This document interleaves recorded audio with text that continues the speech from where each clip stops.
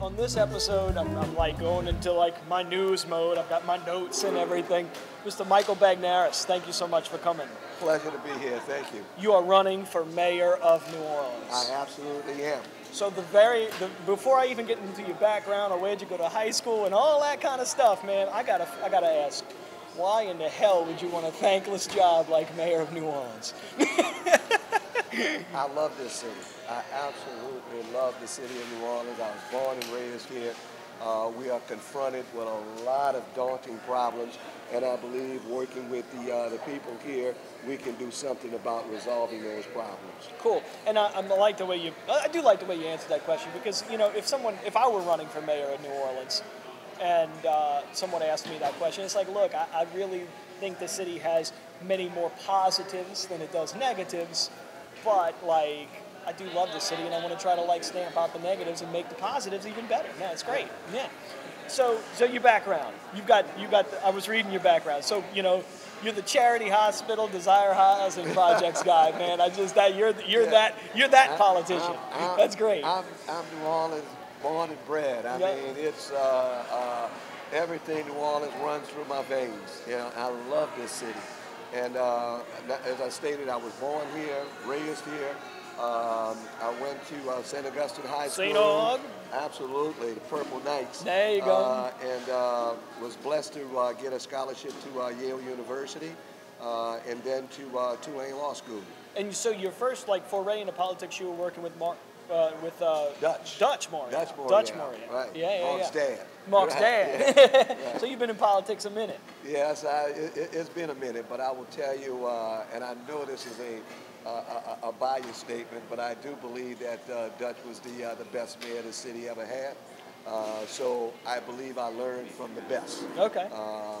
He was very, very generous with his mentorship, his tutorship, and I just tried to absorb everything I could about running the city. So when you were working with Dutch, what's your something he did that was like, man, that's freaking brilliant? What was? Almost. That's an interesting question, because I don't use the term brilliant that often, but I definitely would apply it to him. And he was, I guess, he always went ahead and did what he thought was the right thing to do, no matter what the opposition might have been to that issue. He always pushed forward on what he thought was right, and let the chips fall where they may. And if that meant a political negative, then that would be okay with him, as long as he could look in the mirror and say, I did the right thing. Yeah. Yeah. So, and that's important. I mean, you got to be honest with yourself. Yeah. Okay, so I think Landrieu, when he's leaving office now, I think he's gotten a lot of press for his budget work and all that kind of stuff, like a positive thing. So you're kind of inheriting that, but you're also there's an escalating crime problem in the city that, in my opinion, is the #1 thing that we have to focus on, because if we don't feel safe in the city, I don't give a damn if the budget's balanced. It's kind of the thing. So what's your layout to say we got to fix the crime problem? And I did a episode with Jeff Asher, and we talked a lot about crime, but do you have a short-term solution? Like, people that are alive today need to be alive today, and then so short-term is one. I feel like short-term is one solution, and long-term might be a different solution. But I don't know. I'm going to leave it to you. We need action now in office, but then also, how do you solve it long-term? Well, in fact, you hit the nail on the head when you said it's a two-pronged attack that you have to use to combat this crime problem. And when you talk about short-term, the reason why crime is up is because manpower is down. We have to get more police officers. The optimum number is actually 1,600. We're right at about 1,000 right now. All right, so we're at least a third short. All right. So when you start talking about getting more officers, I would go ahead and attract or get back those early retirees, you know, the ones who left because of the morale problem that's in the NOPD right now. I would offer a retention bonus to those who are thinking about retiring. That actually would be a savings to us. If you gave someone who was thinking about retiring $10,000, you're actually saving $50,000 because it costs $60,000 to train a police officer. All right? So that would make good economic sense, and it makes good retention sense in terms of the police officers. Then you have the situation where we have a lot of officers that we train, and then after we train them, they go elsewhere. They go to St. Bernard or Jefferson or out of state. You know, I would have those officers, the recruits, sign a contract giving us at least 3 years, because we're training them at a $60,000 cost. So you know, once they need to serve the city. They need to serve the city because of that training. Now, if they do leave, that's fine. That's their prerogative. I got a contract. You're gonna give me my $60,000 back. All right, that's the whole point there. So that we're not out of funds as well as out of the officer. All right. So you know, those are just a couple of the ideas, but the most important one, I believe, in terms of getting agents on the ground, law enforcement agents on the ground right now, we can create a synergism with all the law enforcement bodies that exist. We have the Harbor Police, the Levee Police, City Park Police, Audubon Police, Crescent City Connecticut Police, University Police. We just moved. We lived on Tricu Street, and the military police passed our house every day. We were right there by Jackson Barracks. We have so many law enforcement agents. We can create a synergism headed by the NOPD so that with a little bit of training of these other agents, we would be able to take, let's say, non-violent offenses, traffic offenses. You know, I don't have a problem with somebody from the university, say Tulane's University Police, coming and investigating auto accident at Broadway and Ferret. Why not? You know, if they can do it, they can get it done. It sounds great. And speaking about traffic, I'm going to say, what's your traffic camera stance? Let me tell you my traffic. If I was running for mayor, here's my traffic camera stance. Within 36 hours, if they don't take them down, I'm going to swing a baseball bat at the son of the bitches myself. That would be my traffic camera stance. Well, what do you think? My stance, in fact, my stance the last time I ran was the fact that the traffic cameras should come down. I was opposing the traffic cameras, and everywhere I went, it's a damn money grab. And it is. And in fact, the question that the media asked me then was, well, how are you going to replace that $12 million? That's not the point. The point is, when you ask me how you're going to replace that $12 million, you're already admitting that the only reason why those cameras are there is to raise money. You know. Now, if the citizens wanted to, let's say if there was a vote on that, you know, saying, okay, if it was a vote, we'd vote it down. Absolutely, you would. Absolutely. But you don't really level with the public. And that's, you know, you got to be honest with the people. And if you're not honest, the people are smart enough to know. And and you know, the city needs more money. If you have to raise property taxes, you have to. I mean, like, some other kind of honest way. Hey, look, here's the budget. Here's this. Not like we're just going to get the guys running the red lights. No, I totally. Now, speaking of things that now on the traffic cameras. So what I decided to do, since it doesn't seem as if they're going anyplace, it was estimated that with the influx of cameras, that in fact they got more cameras. So what it's estimated that those cameras will bring in about $25 million this year coming in. So I would take that $25 million and dedicate it to neighborhood streets, repair of neighborhood streets. Every district would get an equal amount of monies to do streets. But now, doesn't like a vast majority of that particular, doesn't a vast majority of that thing go to the companies in Massachusetts or wherever that are running these cameras? Well, it was estimated, the estimate that I received was that $25 million was coming to the city. So. Okay. We'll see. But to answer your question directly, there is a significant sum that goes to the parties that's actually. So if we just raised our property taxes, we could actually have more money here because yeah, that's. but you're not gonna. Candidly, you're not gonna get people to vote for that. raising the property tax. Right. No.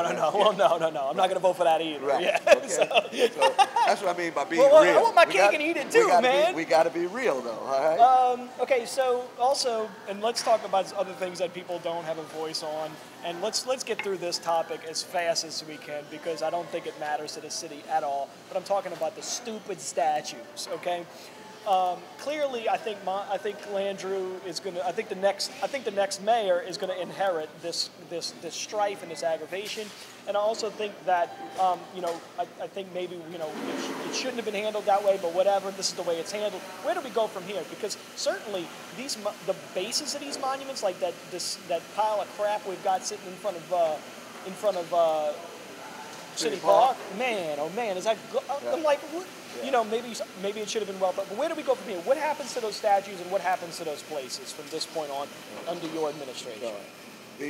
First of all, just the idea that we're taking time right now to address that.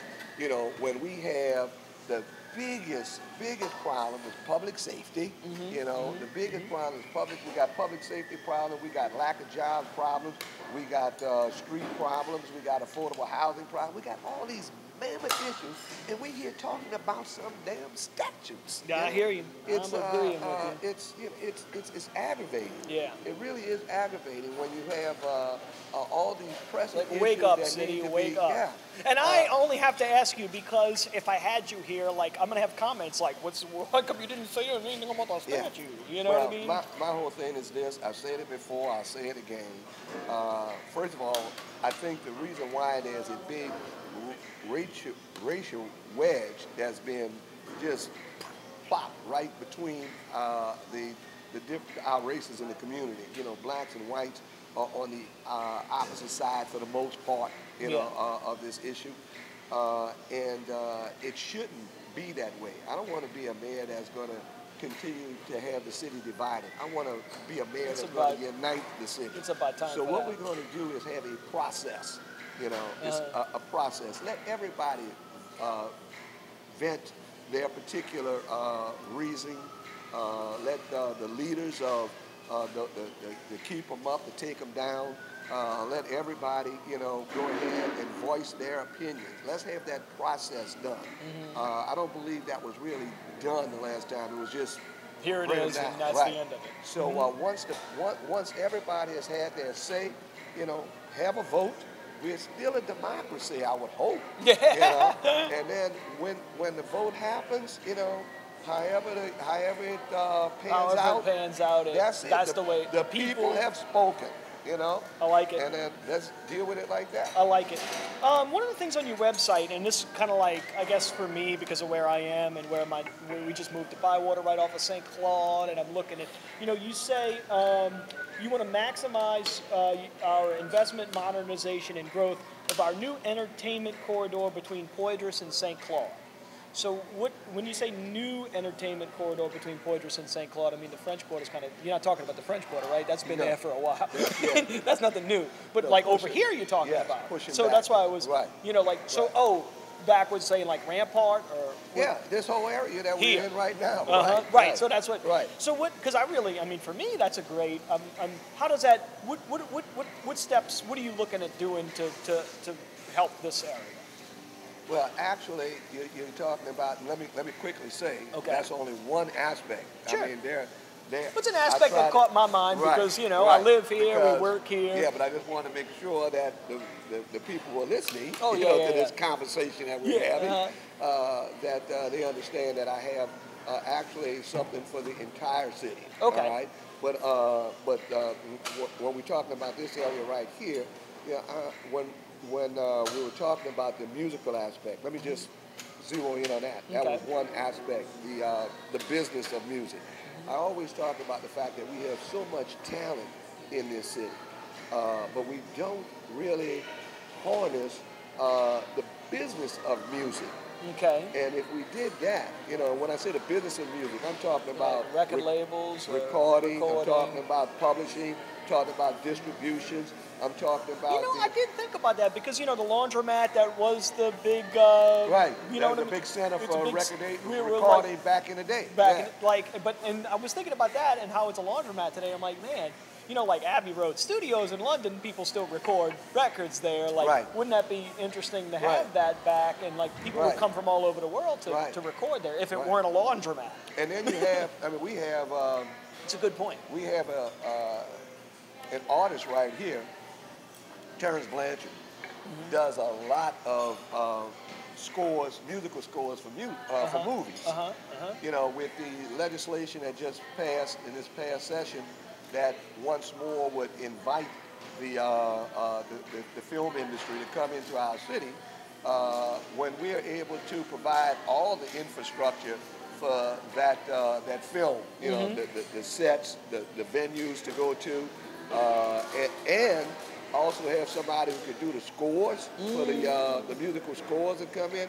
And we have a lot of buildings here that can be renovated, fixed up, brought back into the business community to address all of these particular And I like aspects. the way you've taken that, because one of my questions was like, you talk about that on your website as well, but then like you're talking about like tourism, and I'm like, hey, do you think you're doing this for tourism? But you've already answered that question because you're not doing it for tourism. You're saying how do we build the arts community, not so we can dance on the side of the street for tourists, but for that we can export make a real business. Make a real business for our citizens. Yeah, no, I like it.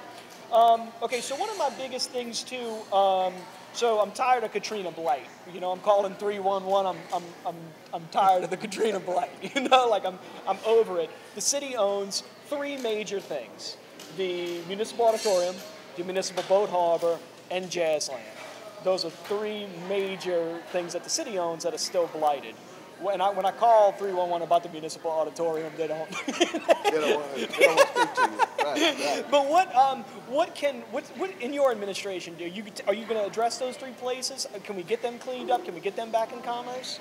And how so? Well, and you got to allow, for lack of a better term, again, you got to allow the people to go ahead and give you proposals as to how to go ahead and bring these particular buildings back into commerce. For instance, like take the Six Flags. I would like to, and maybe this has been done, I don't know, but I'd like to go ahead and see if Disney is interested in having this acreage and developing it into a small Disneyland. And rather than have these individual, Six Flags, Disney has a name. It's out there, and New Orleans is that's what we know for tourism. That's what we do. Yeah. So why don't we have an amusement center that's on that same level as Disney? Yeah. Maybe you could go in. I was a pretty decent lawyer. Maybe I'd be able to talk Disney into checking this out and seeing if they're interested in coming in. It's certainly it certainly is an eyesore. It's like and then right now it's like when you're coming into the city. Yeah, you see it. Dude, that's welcome to New Orleans. Look at our haunted theme park. I really don't know what happened with the when the auditorium. The municipal auditorium had the. Man, it's right in the center of the growth, the entertainment district you're talking about. That's it, man. And I don't understand why it can't be used once again as a multi-purpose kind of center. It used to be what was the hockey team that was there? The Brass. The Brass, Back in the day, and you still have that infrastructure in there that costs a considerable sum to install. Yeah, it's there. Why not? Let's put it in there. Let's get it. Because most of it's covered. Is what you're saying. Yeah.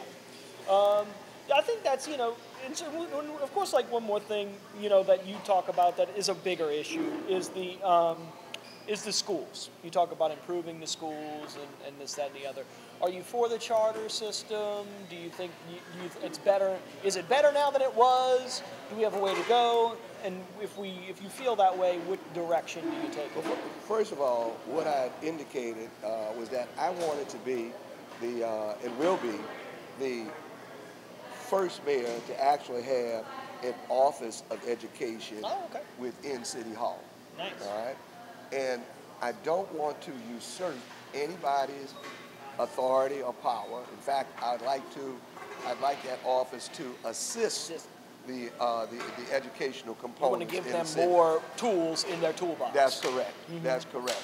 But one thing that's been overlooked, I say overlooked, I don't see a whole lot of emphasis on early education, even though all of the statistics demonstrate that that's really where we have to capture these young minds. Mm-hmm. So there are, I think, 2 nonprofits in the city that actually concentrate on early education. Mm-hmm. I think that we ought to begin to deal with that much more so than we are presently doing. The other thing is charter schools and the traditional schools have all abandoned the industrial arts. We no longer have the hands-on to help people with the with trades and crafts. You know, everybody is not cut out, you know, to be the academician, and I'm or interested in it. Right, you know? right. So let people do that what they're interested in. If I want to work with wood, if I want to be a carpenter, let me be a carpenter. Yep. If I want to be an electrician, let me be an electrician. But you know how hard it is to find somebody, a good electrician, to do some work? Yeah, man, oh man. And there's people. Don't look for a plumber, particularly on the weekend when everything goes out anyhow. You know, those kinds of things. We got to bring that back. We got to put that back in the school systems. I like that. You know, so that's so the office is going to be dealing with those kinds of issues. Those kinds of things. Yeah. I think you're about straight up black cup of coffee, huh? That's that's you me. Too? That's me. Yeah. It's a Sumatra, by the way, is what you got. It's good, whatever it is. I appreciate it. Man, thank you so much for coming on the show. And of course, I never envisioned this program to be so political, but the fact that, you want to come, and look, seriously, like, 24 people will see this. So if you win by 24 votes, it's you, right? It's totally me. It's totally me. So if you can get like 24 votes of a win and that, and then I can maybe get some kickbacks, huh? No. This is New Orleans. I'm even gonna pay for the coffee. But I do wanted to say, or at least to put into this, y'all contacted me to be on the show, so I really thank you very much. But then, of course, I didn't reach out to the other candidates for mayor. But if any of the other candidates for mayor would love to come on the show, I would love to ask them some of their questions in that. In that case, don't come. The coffee is awful. Mr. Bagneris, thank you so much for coming, man. I really Good appreciate it. I love it. Thank you. Take care. All right. Bye-bye.